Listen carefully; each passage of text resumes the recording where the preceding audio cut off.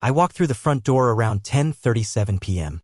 I remember the time because I checked my phone the moment I stepped inside, out of habit mostly, but also because I was tired and irritated.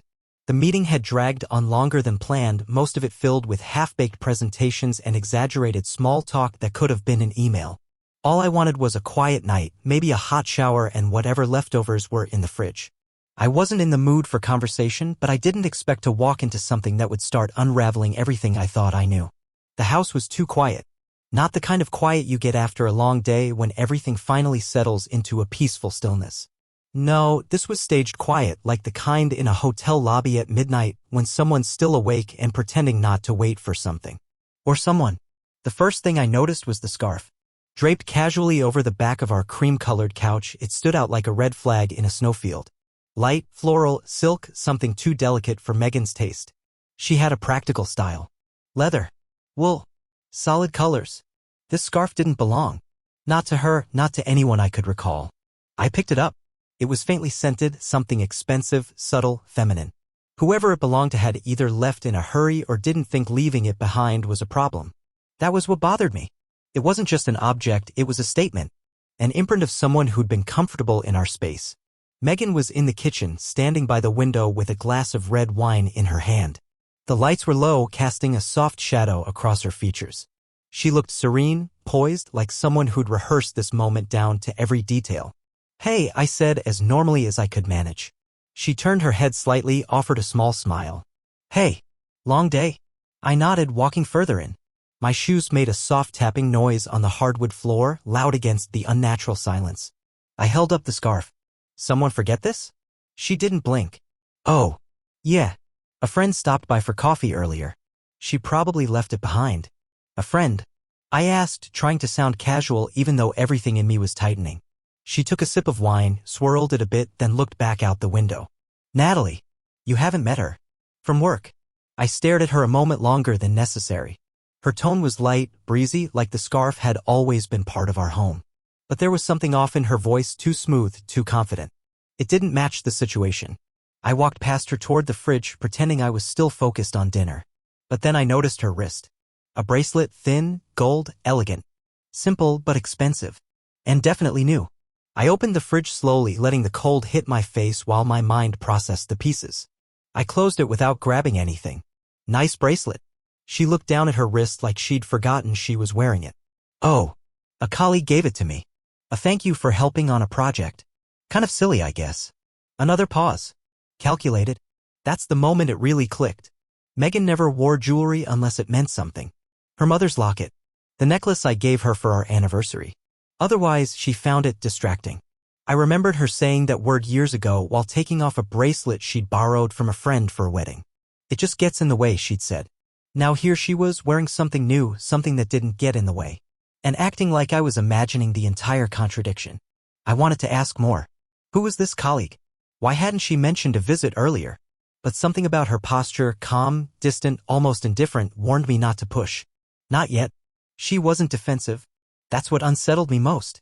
She wasn't trying to hide anything in the usual sense. She wasn't panicked or flustered. She didn't stammer or over-explain. No. She was composed. Polished. Too polished. It felt less like a cover-up and more like a performance, one she'd practiced and perfected. I stood in the middle of the kitchen, holding on to that scarf like it might turn into evidence. "How was your day?" I asked finally, because that's what normal husbands ask. She shrugged. "Busy. Same as usual." And that was it. She didn't ask about my meeting. Didn't ask if I'd eaten. Didn't offer to heat anything up or even pretend to care. That might sound petty, but Megan used to ask everything. Used to listen, lean in, touch my hand. Not tonight. Tonight she was a stranger in her home. Not cold, but hollow. She walked past me without another word, placing her glass in the sink. Her footsteps were soft, deliberate. She disappeared down the hallway toward the bedroom, never once glancing back. I stood there for a long time, alone in the kitchen, with the refrigerator humming and that damn scarf dangling from my fingers. My mind replayed her expression again and again. Not guilty, not nervous. Confident. Almost like she wanted me to question her. Like she knew I wouldn't. But I did. I walked into the living room and sat down on the couch. The same one where the scarf had been left like a breadcrumb. I thought back to the last few weeks. The nights she worked late. The times she didn't answer her phone right away. The new dresses. The new perfume. The sudden bursts of energy about work. When she used to complain about how exhausting it all was. Maybe it had all started earlier, and I just hadn't wanted to see it. Or maybe it started today. Either way, something had changed. And I couldn't shake the feeling that I had just witnessed the opening scene of something much, much darker. That night, I didn't sleep. I lay in bed beside her, listening to the even rhythm of her breathing, wondering what else I'd missed. What other objects had been moved, what words had been edited. My eyes stared at the ceiling, but my thoughts were with that scarf, the bracelet, and the woman lying inches from me with secrets folded neatly behind her smile and the days that followed. I tried to go about things as usual. Get up, shave, make coffee, scroll through emails while Megan floated past me like nothing had changed.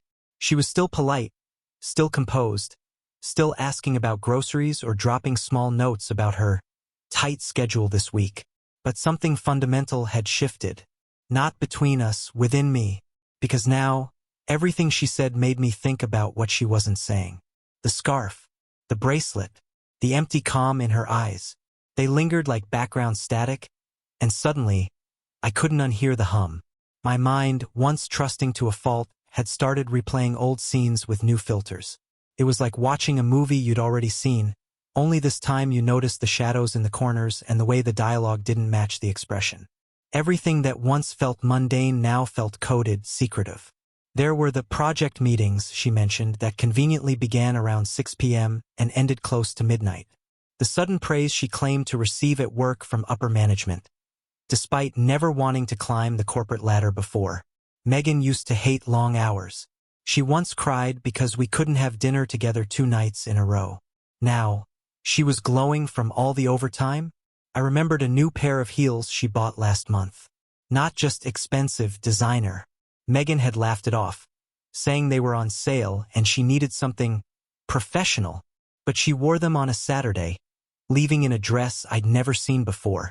When I asked where she was headed, she said it was an off-site training. That memory hit different now. I started to rewind the tape even further. To a night 3 months ago when I came home earlier than expected from a trip to Dallas. Megan had looked surprised, too surprised. She stammered something about not expecting me until the morning. I found a bottle of white wine open on the patio table, and 2 glasses, one of them still half full. She said she'd just been cleaning up and left both glasses outside from last week. I believed her, or rather, I'd chosen not to question it. Now I questioned everything. The turning point, the moment I couldn't deny, came during a corporate party I had no intention of attending. It was hosted by her company, some quarterly celebration at a downtown hotel bar. I'd been invited, of course, but Megan made it clear she wasn't expecting me to show. She used words like boring and nothing special, and said she'd be home late. I don't know what made me go. Curiosity, instinct, or maybe just spite. But I showed up unannounced, just as the clock hit 9 o'clock. The venue was lit in soft blue and gold. Music played low, conversations buzzed, and everyone held some version of the same drink. I wandered among strangers until I saw her, Megan, in a red dress that clung to her like it was tailored for this night. She didn't see me, at least not yet. She was across the room, standing close to someone. A man. Tall, dark suit, clean-cut. Brian. I recognized him from an old photo Megan once showed me. He worked in sales. I remembered her mentioning him offhand once or twice. Brian from the other floor. Nothing more. But here they were, laughing, closer than coworkers needed to be. And then, without hesitation, she reached for his hand. Held it. Not the kind of gesture you use to get someone's attention. Not a high five. A slow, deliberate interlocking of fingers. A message. I froze in the middle of the crowd, but everything around me kept moving. Music still played, waiters still passed, people still laughed. But my body, my breath, everything in me stalled. And then she said it. I'll never forget the words. Marriage isn't a commitment. She laughed, loud enough for the people around her to hear. It's just a phase. I don't need mine anymore. The words hit like a brick to the chest. Some people around her laughed with her, probably assuming it was just a joke. A harmless, wine-fueled comment at a party. But I didn't laugh. And her expression? It didn't match the humor in her tone. It was bold, bitter, and real. I stood there long enough for her to finally spot me. Her face changed. Not shame. Not regret. Just a flicker of annoyance. Like someone who'd been interrupted mid-performance. She excused herself from the group and walked toward me with forced poise. I still remember how she straightened her shoulders, lifted her chin, as if preparing for a negotiation, not an apology. She called it a joke. Said I misunderstood. That I was taking things too personally. I asked her if holding hands with Brian was part of the joke too. She rolled her eyes and muttered something about me being dramatic. That's when I stopped asking questions. That night, I didn't sleep in her bed. I told her I had an early flight. She didn't protest. Didn't ask when I'd be back. She barely looked up from her phone. And that's when I knew I needed to stop reacting and start investigating. I began quietly. I wasn't even sure what I was looking for. Just truth. I remembered a guy I'd worked with years ago, James.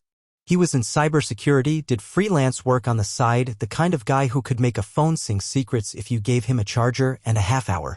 I reached out. Cautiously. Told him I had a suspicion and needed to access cloud backups linked to our old shared tablet, the one we stopped using months ago but had automatic syncing turned on.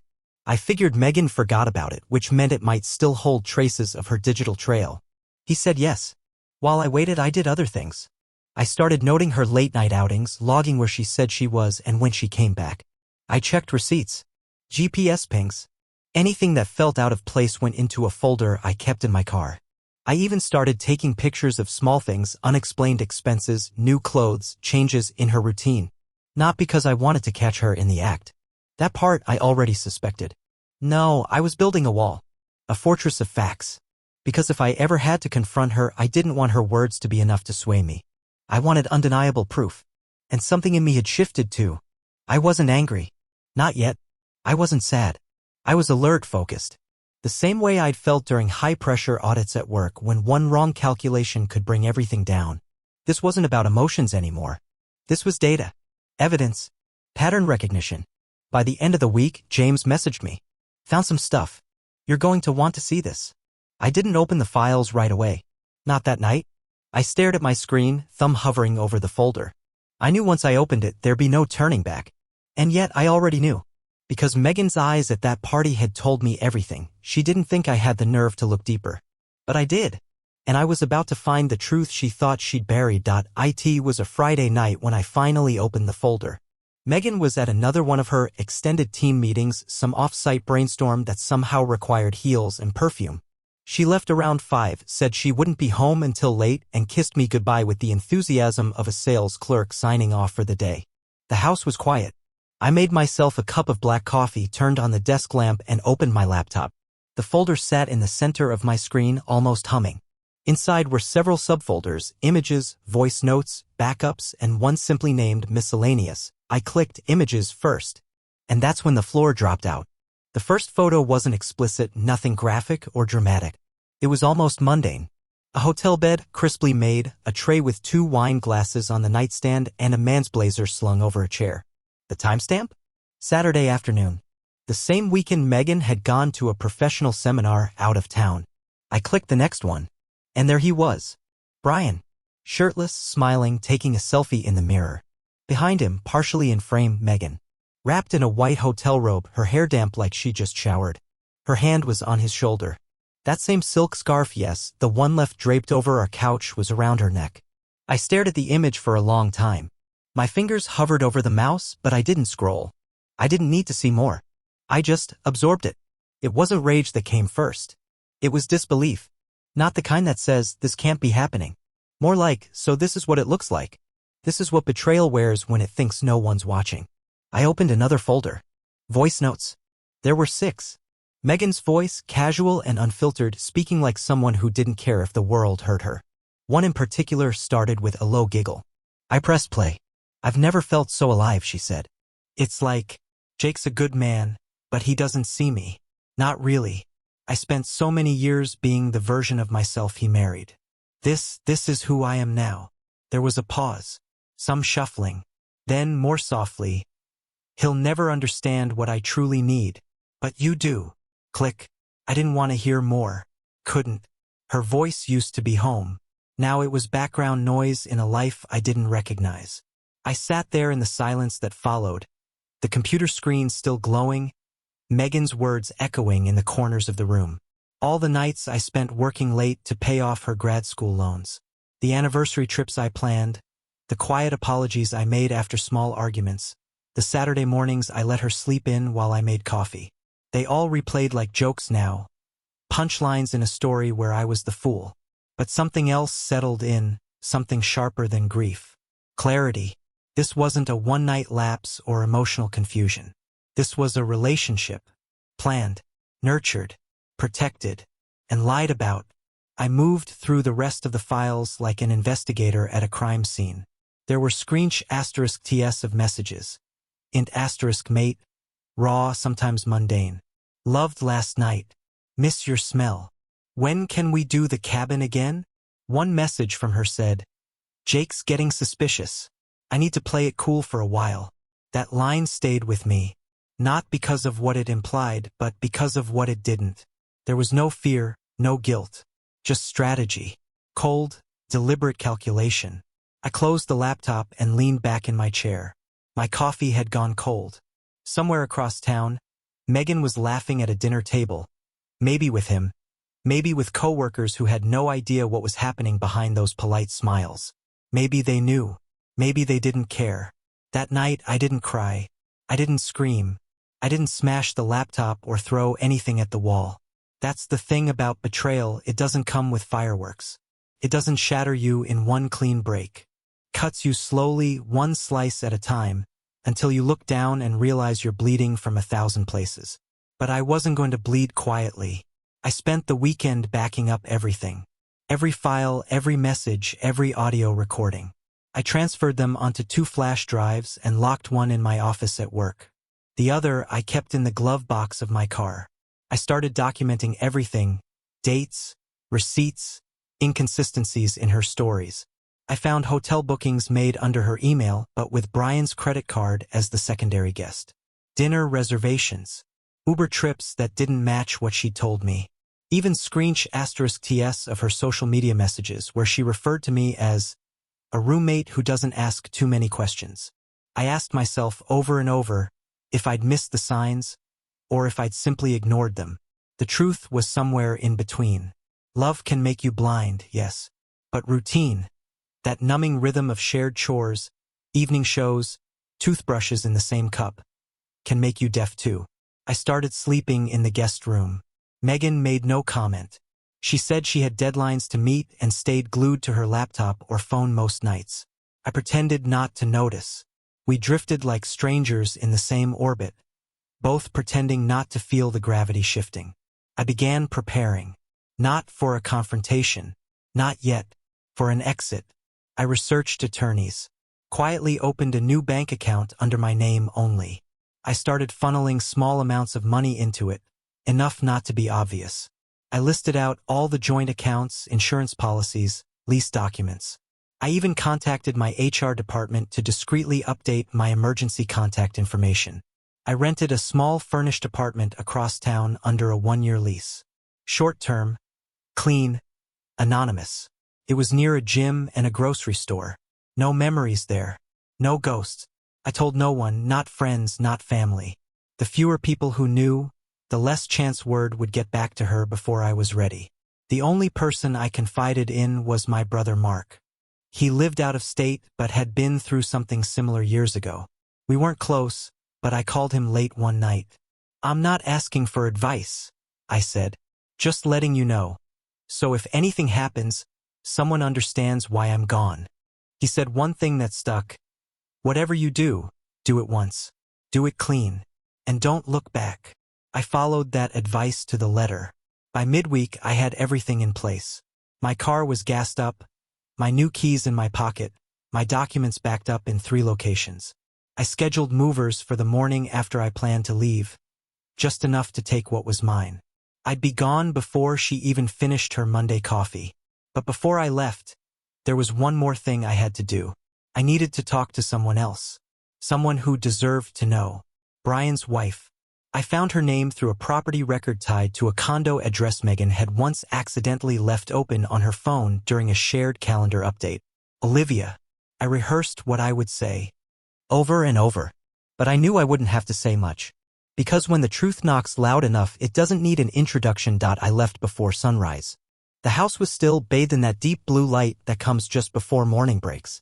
Megan was asleep in our bedroom, our old bedroom.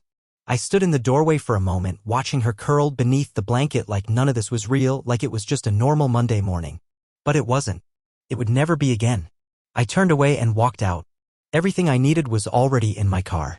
I'd packed over the course of a week, hiding items in plain sight. Clothes I never wore. Documents from the safe. Sentimental things that meant something only to me. All tucked away into 2 suitcases now resting in my trunk. As I backed out of the driveway, I looked once at the house we'd called home for 8 years. Then I let it go. I didn't go straight to the apartment. I drove to the bank. Over the last 2 weeks, I'd already opened a private account and transferred most of our savings into it, slowly, carefully, in amounts small enough not to raise alarms. I left behind just enough for bills to keep things legal.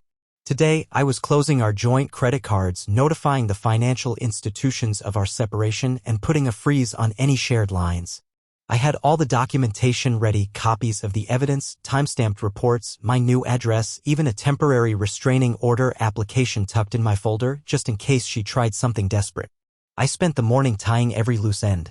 Phone plans split. Insurance policies refiled. Legal letters delivered via courier. I even had my attorney send Megan a formal notice. Mr. Turner is no longer residing at the shared address. All future communication is to be directed to counsel. I didn't leave room for confusion. Not anymore. By the afternoon, I was in my new apartment, bare walls, a new mattress, the hum of a fridge that hadn't yet cooled a single drink. It smelled like industrial cleaner and nothing else. But it was mine.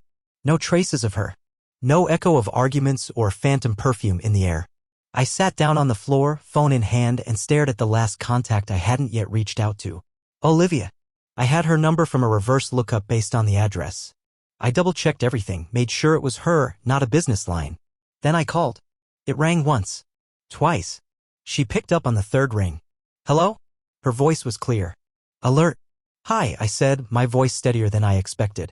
You don't know me. My name is Jake Turner. I'm Megan's husband. There was a pause. A long one.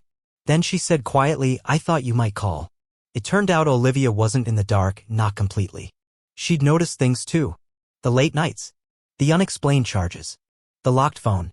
But most of all, she noticed her daughter, a quiet, observant 12-year-old, had started avoiding Brian. The girl had once adored her father.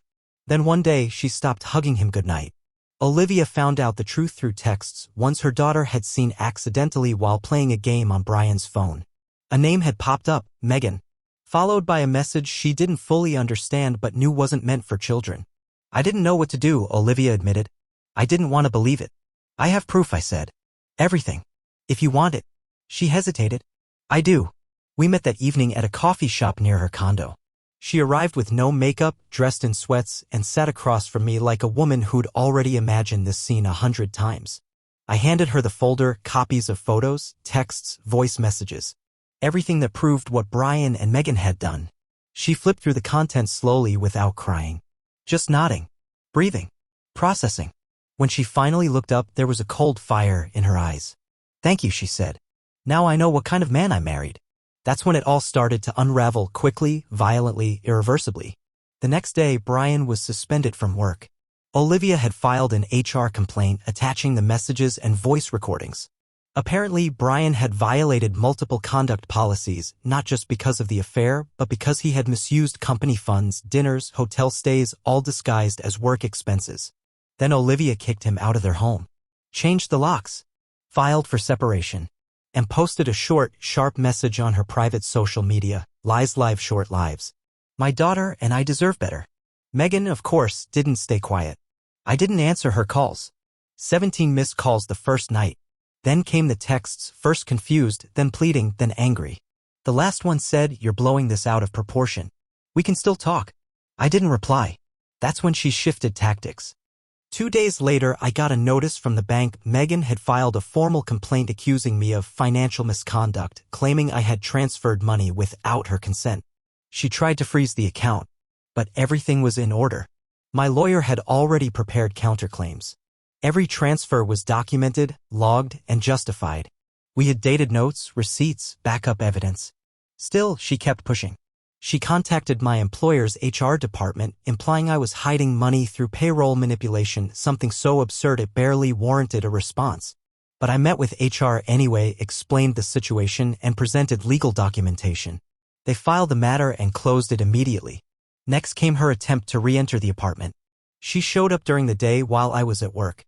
The building's front desk staff, who had my notarized tenant papers, called to inform me she was trying to access the unit.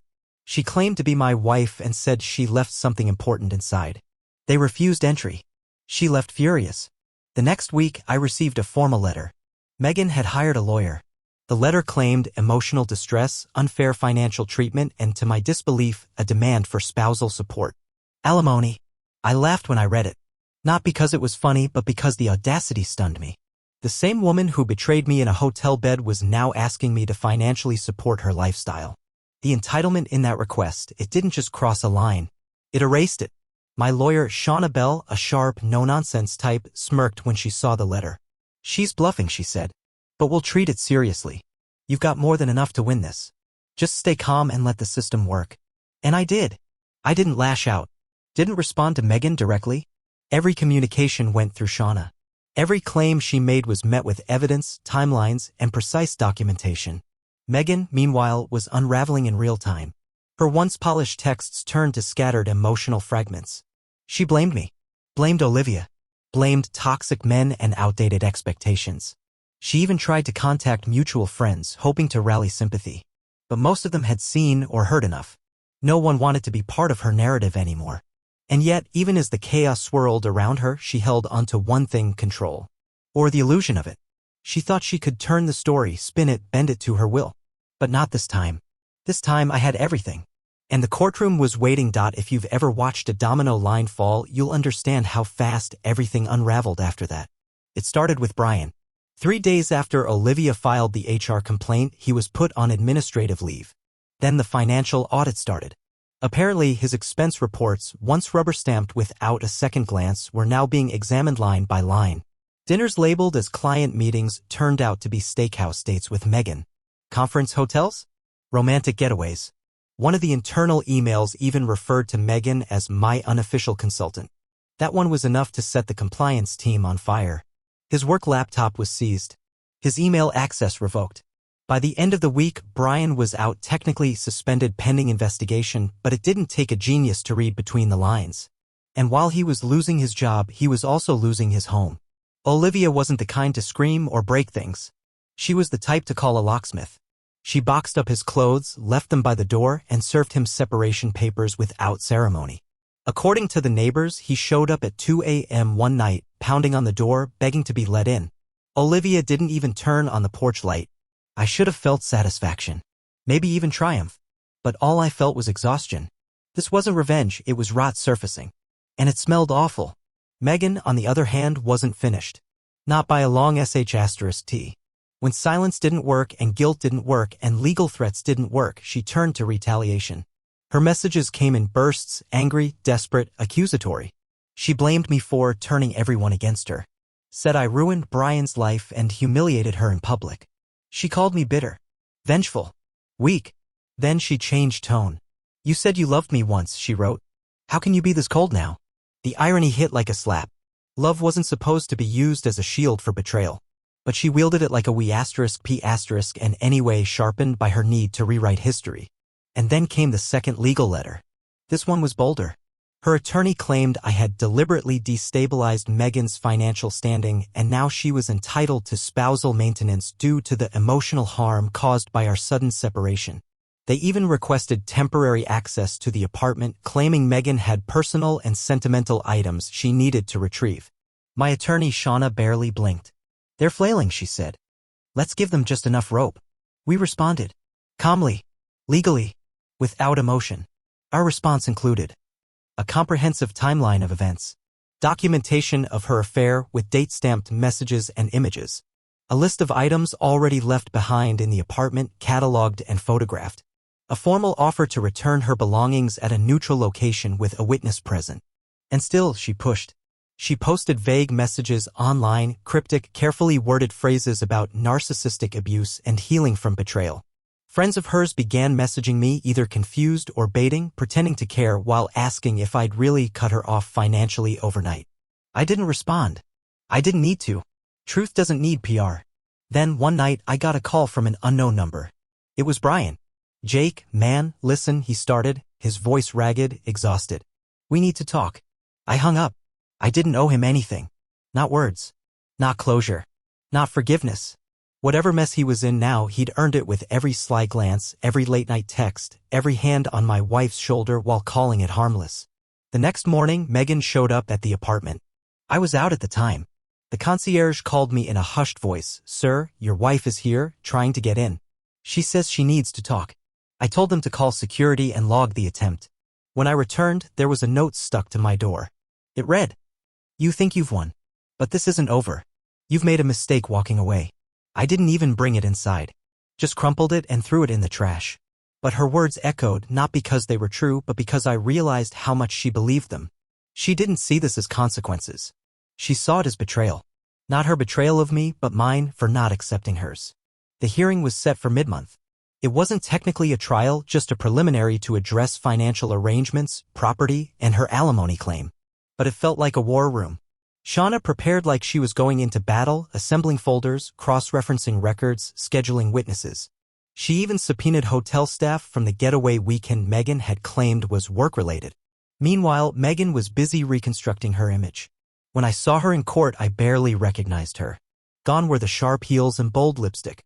She wore a beige cardigan, her hair pulled back, no jewelry. She carried a notebook and clutched a tissue, though she hadn't shed a tear yet. Her lawyer did most of the talking, painting her as a devoted wife, abandoned without notice, financially isolated, and emotionally harmed by years of neglect. Neglect. That word rattled inside me like a pin in a grenade. Was it neglect when I stayed up all night helping her with grad school applications? When I took on double shifts to cover rent after her layoff? When I planned our 10-year anniversary trip to the mountains because she said she wanted silence and trees? Her attorney called my actions sudden, unexplained, and cruel. Then Shauna stood. And she didn't speak, she unveiled. Photos. Voice messages. Bank records. GPS logs. Even text exchanges between Megan and Brian joking about dodging the husband again. The judge was quiet for a moment. Then he looked directly at Megan. "Did you cheat on your husband?" She hesitated. Too long. Then she nodded. It was small. A quick tilt of the head. But it was enough. 30 minutes later, the judge denied her claim for alimony, citing willful marital misconduct. He ordered a formal division of property, restricted her access to shared assets, and scheduled a final hearing for divorce terms. Everything she'd gambled for was gone. Outside the courthouse, she followed me into the parking lot. I heard her footsteps behind me. I didn't stop. "Jake," she called out. I turned. Her eyes were glassy. Her lips trembled. But her voice was clear. "You destroyed everything." I looked at her, really looked, and said without malice, "No, Megan. You did. I just survived it." Then I got in my car, started the engine, and drove off. I didn't look back.